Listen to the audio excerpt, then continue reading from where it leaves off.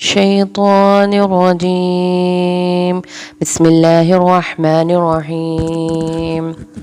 واعلموا أنما غنمتم من شيء فأن لله خمسه وللرسول ولذي القربى واليتامى والمساكين وابن السبيل إن كنتم آمنتم بالله وما أنزلنا على عبدنا يوم الفرقان يوم التقى الجمعان والله على كل شيء قدير.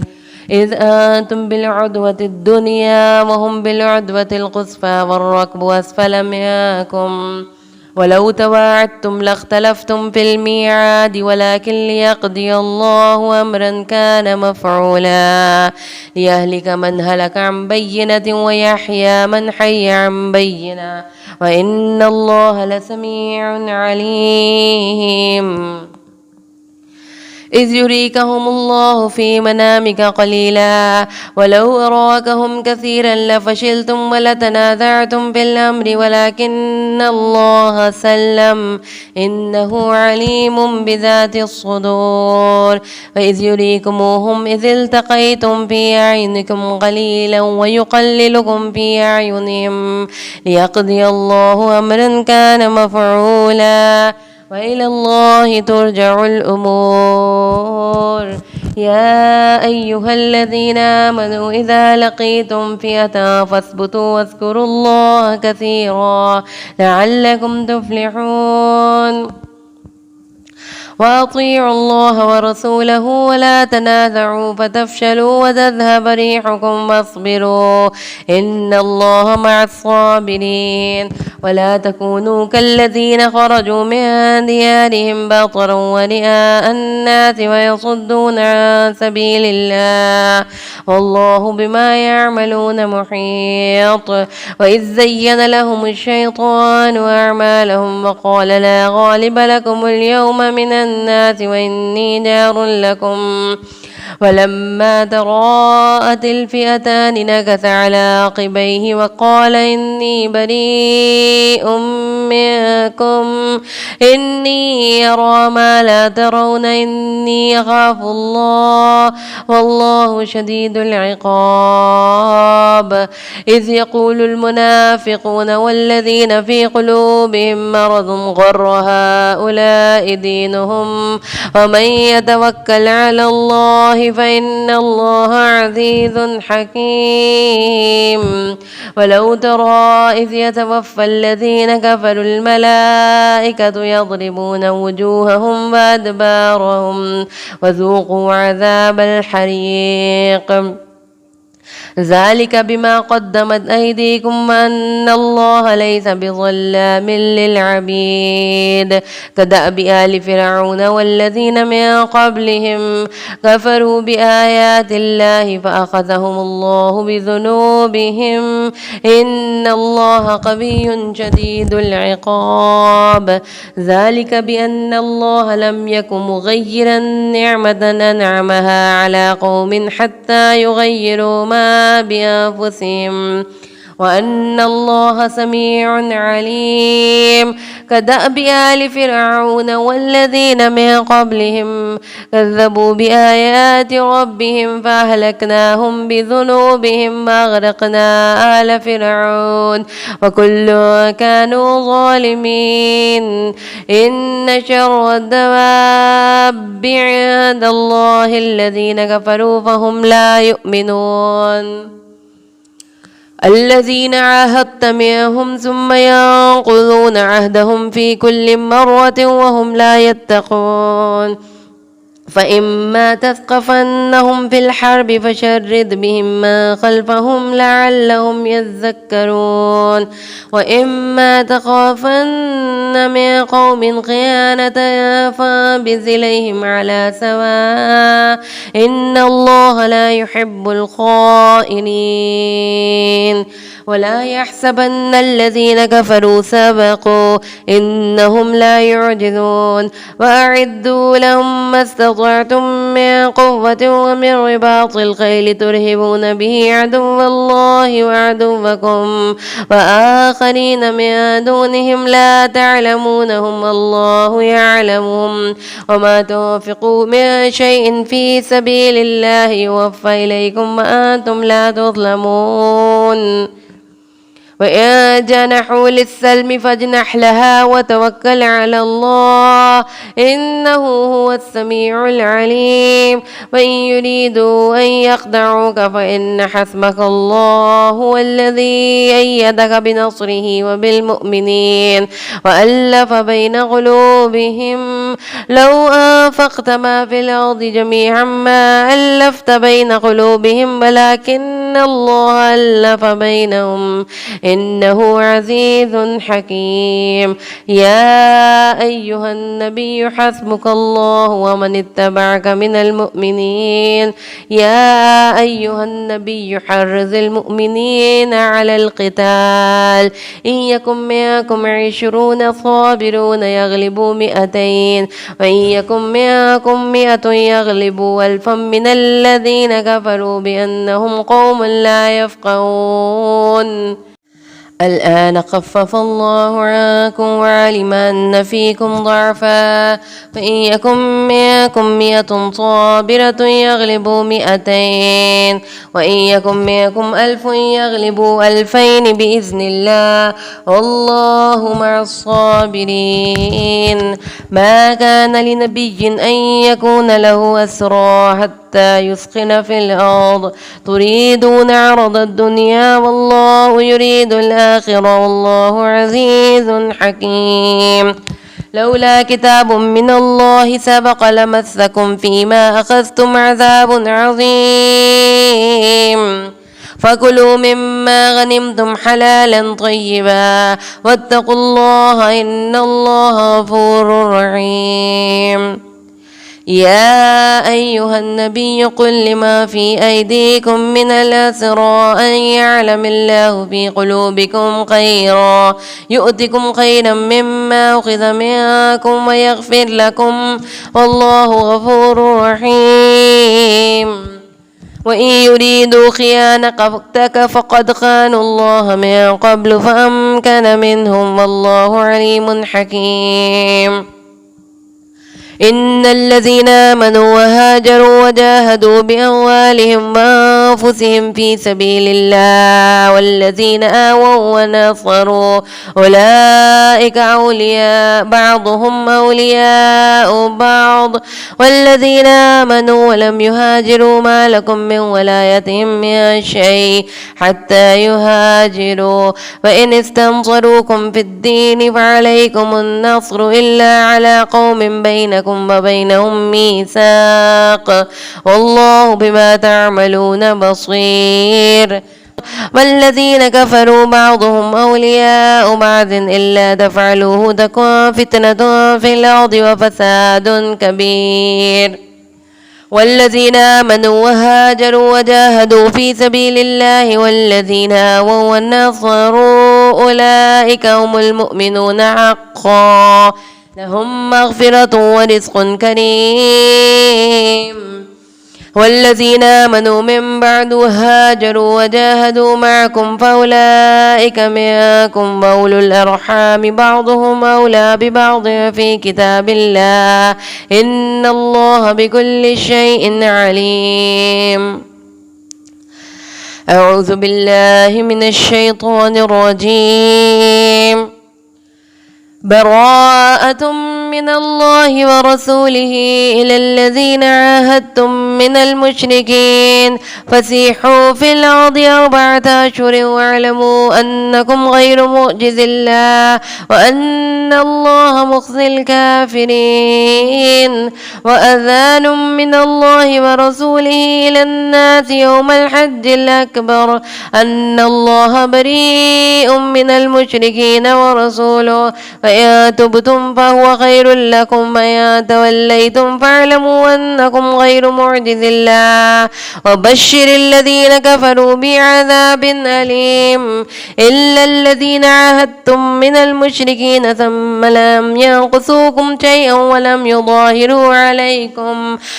يظاهروا عليكم أحدا فأتموا إليهم عهدهم في مدتهم إن الله يحب المتقين فإذا سلخ الأشهر الحرم فاقتلوا المشركين حيث وجدتموهم وخذوهم واحصروهم واقعدوا لهم كل مرصد فإن تابوا وأقاموا الصلاة وآتوا الزكاة فخلوا سبيلهم إن الله غفور رحيم وإن أحد من المشركين استجارك فأجره حتى يسمع كلام الله ثم أبلغه مأمنه ذلك بأنهم قوم لا يعلمون كيف يكون للمشركين عهد عند الله وعند رسوله إلا الذين عاهدتم عند المسجد الحرام فما استقاموا لكم فاستقيموا لهم إن الله يحب المتقين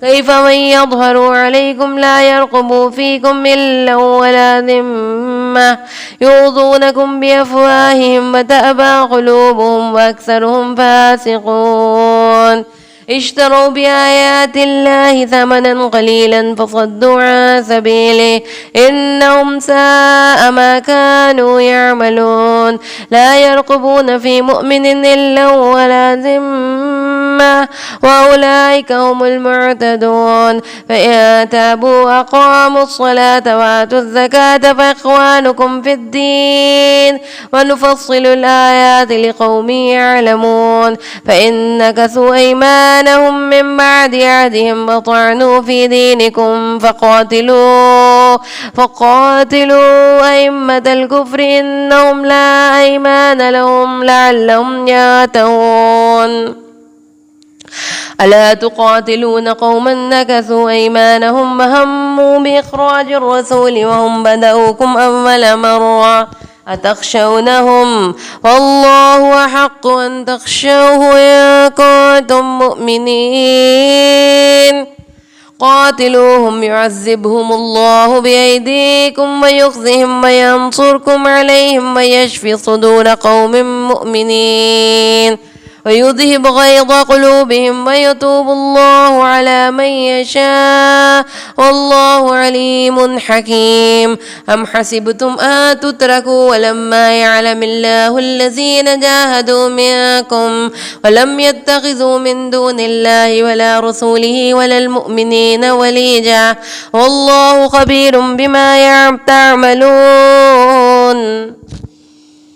وما كان للمشركين أن يعمروا مساجد الله شاهدين على أنفسهم بالكفر أولئك حبطت أعمالهم وفي النار هم خالدون إنما يعمر مساجد الله من آمن بالله واليوم الآخر وأقام الصلاة وآتى الزكاة ولم يخش إلا الله فعسى أولئك أن يكونوا من المهتدين أجعلتم سقاية الحاج وعمارة المسجد الحرام كمن آمن بالله واليوم الآخر وجاهد في سبيل الله لا يستوون عند الله والله لا يهدي القوم الظالمين الذين آمنوا وهاجروا وجاهدوا في سبيل الله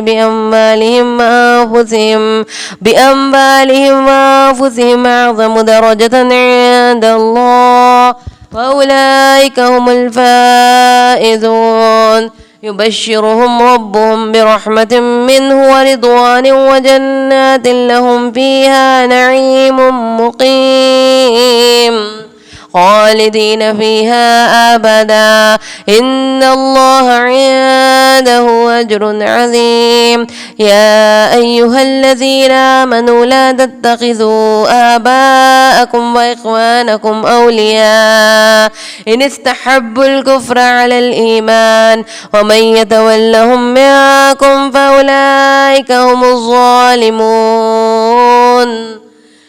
قل إن كان آباؤكم آباؤكم وأبناؤكم وإخوانكم وأزواجكم وعشيرتكم وأموال اقترفتموها وتجارة تخشون كسادها ومساكن ترضونها أحب إليكم من الله ورسوله وجهاد في سبيله فتربصوا حتى يأتي الله بأمره والله لا يهدي القوم الفاسقين. لقد نصركم الله في مواطن كثيرة ويوم حنين إذ أعجبتكم كثرتكم فلم تغن عنكم شيئا وضاقت عليكم الأرض بما رحبت ثم وليتم مدبرين ثم أنزل الله سكينته على رسوله وعلى المؤمنين وأنزل جنودا لم تروها وعذب الذين كفروا وذلك جزاء الكافرين ثم يتوب الله من بعد ذلك على من يشاء والله غفور رحيم. يا أيها الذين آمنوا إنما المشركون نجس فلا يقربوا المسجد الحرام بعد عامهم هذا وإن خفتم عيلة فسوف يغنيكم الله من فضله إن شاء إن الله عليم حكيم. قاتلوا الذين لا يؤمنون بالله ولا باليوم الآخر ولا يحرمون ما حرم الله ورسوله ولا يدينون دين الحق من الذين أوتوا الكتاب حتى يعطوا الجزية عن يد وهم صاغرون. وقالت اليهود عزير ابن الله وقالت النصارى المسيح ابن الله ذلك قولهم بأفواههم يزاهئون قول الذين كفروا من قبل قاتلهم الله أنى يؤفكون. اتخذوا أحبارهم ورهبانهم أربابا من دون الله والمسيح ابن مريم وما أمروا إلا ليعبدوا إلا إله واحد لا إله إلا هو سبحانه عما يشركون. اتخذوا أحبارهم ورهبانهم أربابا من دون الله والمسيح ابن مريم وما أمروا إلا ليعبدوا إله واحدا لا إله إلا هو سبحانه عما يشركون. يريدون أن يطفئوا نور الله بأفواههم ويأبى الله إلا أن يتم نوره ولو كره الكافرون. هو الذي أرسل رسوله بالهدى ودين الحق ليظهره على الدين كله ولو كره المشركون. يا أيها الذين آمنوا إن كثيرا من الأحبار والرهبان ليأكلون أموال الناس بالباطل ويصدون عن سبيل الله والذين يكنزون الذهب والفضة ولا ينفقونها في سبيل الله وبشرهم بعذاب أليم يوم يحمى عليها في نار جهنم فتكوى بها جباههم وجنوبهم وظهورهم هذا ما كنزتم لأنفسكم فذوقوا ما كنتم تكنزون. إن عدة الشهور عند الله 12 شهرا في كتاب الله يوم خلق السماوات والأرض منها 4 حرم ذلك الدين القيم فلا تظلموا فيهن أنفسكم وقاتلوا المشركين كافة كما يقاتلونكم كافة واعلموا أن الله مع المتقين. إنما النسيء زيادة في الكفر يضل به الذين كفروا يحلونه عاما ويحرمونه عاما ليواطئوا عدة ما حرم الله فيحلوا ما حرم الله زين لهم سوء أعمالهم والله لا يهدي القوم الكافرين. يا أيها الذين آمنوا ما لكم إذا قيل لكم انفروا في سبيل الله ثاقلتم إلى الأرض أرضيتم بالحياة الدنيا من الآخرة وما متاع الحياة الدنيا في الآخرة إلا قليل. إلا تغفروا يعذبكم عذابا أليما ويستبدل قوما غيركم ولا تضروه شيئا والله على كل شيء قدير. إلا تنصروه فقد نصره الله إذ أخرجه الذين كفروا ثاني اثنين إذ هما في الغار إذ يقول لصاحبه لا تحزن إن الله معنا فأنزل الله سكينته عليه وأيده بجنود لم تروها وجعل كلمة الذين كفروا السفلى وكلمة الله هي العليا والله عزيز حكيم.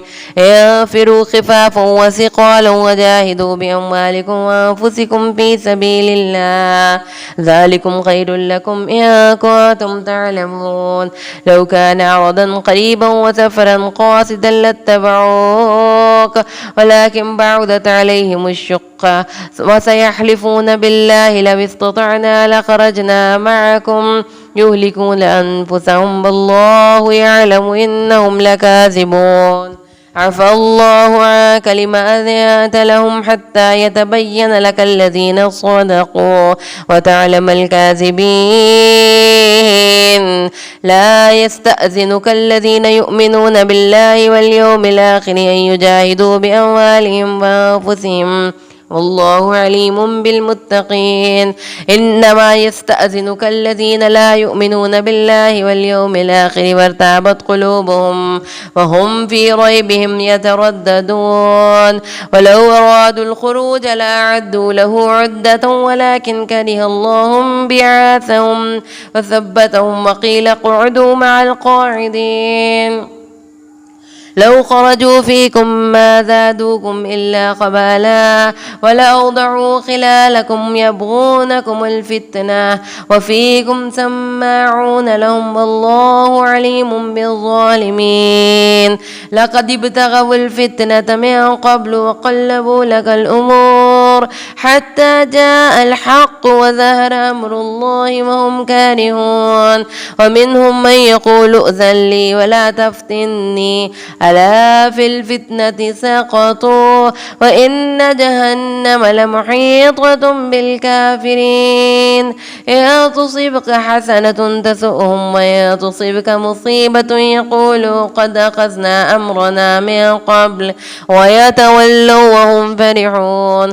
قل لن يصيبنا إلا ما كتب الله لنا هو مولانا وعلى الله فليتوكل المؤمنون. قل هل تربصون بنا إلا إحدى الحسنيين ونحن نتربص بكم أن يصيبكم الله بعذاب من عندي أو بأيدينا فتربصوا إنا معكم متربصون.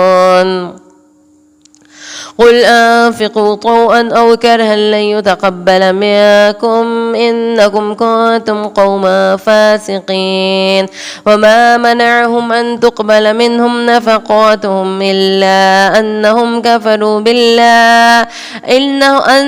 كفروا بالله وبرسوله ولا يأتون الصلاة إلا وهم كسالى ولا ينفقون إلا وهم كارهون. فلا تعجبك أموالهم ولا أولادهم إنما يريد الله ليعذبهم بها في الحياة الدنيا وتزهق أنفسهم وهم كافرون. ويحلفون بالله إنهم لم يكن وما هم منكم ولكنهم قوم يفرقون. لو يجدون ملجأ أو مغارات أو مدخلا لولوا إليه وهم يجمعون. ومنهم من يلمزك في الصدقات فإن أعطوا منها رضوا فإن لم يعطوا منها إذا هم يسقطون. ولو أنهم رضوا ما آتاهم الله ورسوله وقالوا حسبنا الله سيؤتينا الله من فضله ورسوله إنا إلى الله راغبون. إنما الصدقات للفقراء والمساكين والعاملين عليها والمؤلفة قلوبهم وفي الرقاب والغارمين وفي سبيل الله وابن السبيل فريضة من الله والله عليم حكيم. ومنهم الذين يؤذون النبي ويقولون هو أذن قل أذن خير لكم يؤمن بالله ويؤمن للمؤمنين ورحمة للذين آمنوا منكم والذين يؤذون رسول الله لهم عذاب أليم. يحلفون بالله لكم ليرضوكم والله ورسوله أحق أن يرضوه إن كانوا مؤمنين. ألم يعلموا أنه من يحادد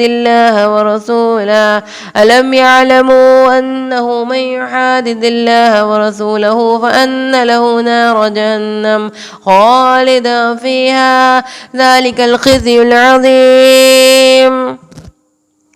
يحذر المنافقون أن تنزل عليهم سورة تنبئهم بما في قلوبهم قل استهزئوا إن الله مخرج ما تحذرون ولئن سألتهم ليقولن إنما كنا نخوض ونلعب قل بالله وآياته ورسوله كنتم تستهزئون لا تعتذروا قد كفرتم بعد إيمانكم إن نعفو عن طائفة منكم نعذب طائفة بأنهم كانوا مجرمين.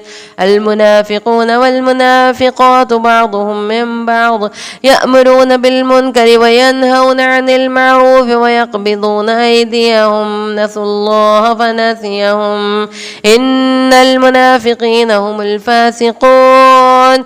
وعد الله المنافقين والمنافقات والكفار نار جهنم خالدين فيها هي حسبهم ولعنهم الله ولهم عذاب مقيم. الذين من قبلهم كانوا أشد منكم قوة وأكثر أموالا وأولادا واستمتعوا بخلاقهم فاستمتعتم بخلاقكم كما استمتع الذين من قبلكم بخلاقهم وخذتم كالذي خاذوا أولئك حبطت أعمالهم في الدنيا والآخرة وأولئك هم الخاسرون. ألم يأتهم نبأ الذين من قبلهم قوم نوح وعاد وثمود وقوم إبراهيم وأصحاب مدين والمؤتفكات أتتهم رسلهم بالبينات فما كان الله ليظلمهم ولكن كانوا أنفسهم يظلمون. والمؤمنون والمؤمنات بعضهم أولياء بعض يأمرون بالمعروف وينهون عن المنكر ويقيمون الصلاة ويؤتون الزكاة ويطيعون الله ورسوله أولئك سيرحمهم الله إن الله عزيز حكيم. وعد الله المؤمنين والمؤمنات جنات تجري من تحتها الأنهار خالدين فيها ومساكن طيبة في جنات عدن ورضوان من الله أكبر ذلك هو الفوز العظيم. يا أيها النبي جاهد الكفار والمنافقين واغلظ عليهم ومأواهم جهنم وبئس المصير. يحلفون بالله ما قالوا ولقد قالوا كلمة الكفر وكفروا بعد إسلامهم وهموا بما لم ينالوا وما نقموا إلا أن أغناهم الله ورسوله من فضله فإن يتوبوا يك خيرا لهم وإن يتولوا يعذبهم الله عذابا أليما في الدنيا والآخرة وما لهم في الأرض من ولي ولا نصير.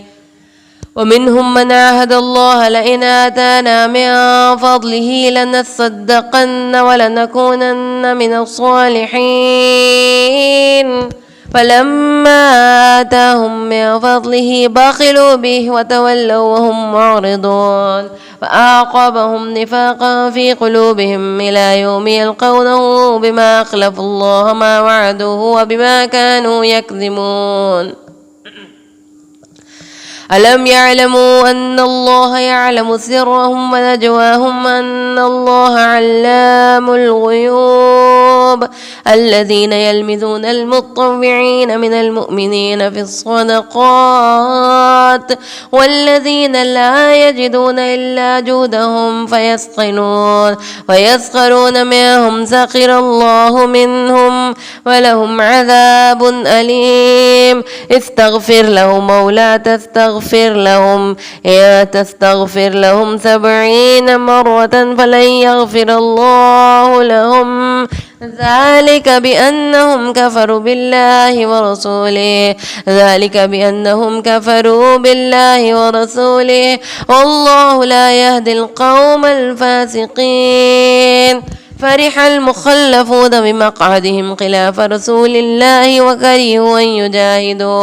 وكرهوا أن يجاهدوا بأموالهم وأنفسهم في سبيل الله وقالوا لا تنفروا في الحر قل نار جهنم أشد حرا لو كانوا يفقهون. فليضحكوا قليلا وليبكوا كثيرا جزاء بما كانوا يكسبون. فإن رجعك الله إلى طائفة منهم فاستأذنوك للخروج فقل لن تخرجوا معي أبدا ولن تقاتلوا معي عدوا إنكم رضيتم بالقعود أول مرة فاقعدوا مع الخالفين ولا تصلي على أحد منهم مات أبدا ولا تقم على قبره إنهم كفروا بالله ورسوله وماتوا وهم فاسقون. ولا تعجبك أموالهم وأولادهم إنما يريد الله أن يعذبهم بها في الدنيا وتزهق أنفسهم وهم كافرون. وإذا أنزلت سورة أن آمنوا بالله وجاهدوا مع رسوله استأذنك أولي الطول منهم وقالوا ذرنا نكن مع القاعدين رضوا بأن يكونوا مع الخوالف وطبع على قلوبهم فهم لا يفقهون. لكن الرسول والذين آمنوا معه جاهدوا بأموالهم وأنفسهم وأولئك لهم الخيرات وأولئك هم المفلحون. أعد الله لهم جنات تجري من تحتها الأنهار خالدين فيها ذلك الفوز العظيم. وجاء المعذرون من الأعراب ليؤذن لهم مقعد الذين كذبوا الله ورسوله سيصيب الذين كفروا منهم عذاب أليم. ليس على الضعفاء ولا على المرضى ولا على الذين لا يجدون ما ينفقون حرج إذا نصحوا لله ورسوله ما على المحسنين من سبيل والله غفور رحيم. ولا على الذين إذا ما أتوك لتحملهم قلت لا أجد ما أحملكم عليه تولوا وأعينهم تفيض من الدمع حزنا ألا يجدوا ما ينفقون. إنما السبيل على الذين يستأذنونك وهم أغنياء رضوا بأن يكونوا مع الخوالف وطبع الله على قلوبهم وهم لا يعلمون. صدق الله العظيم.